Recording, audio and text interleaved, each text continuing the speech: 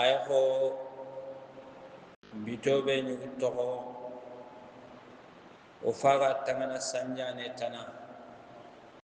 na simma me simmande nyaado ken qabata agene o fay tangana tammule garunya kunyati men baga fenno isasa mogo monde adonan qalisi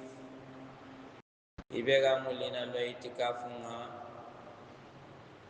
wana katamen nyonkini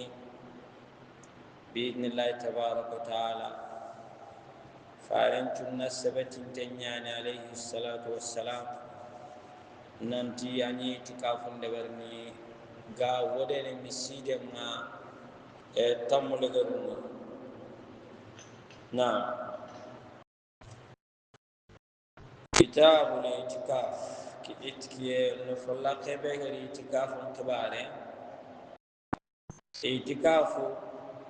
waymuku way walla sorongaron miside tamule garan hadi amana lughatan luzum الشيء وحبس النفس عليه ayagani nandume fonga adon nanyon killaga fonkamma bimana nan cebeti dingira wal nan cebeti fonkamma kenyani itikaf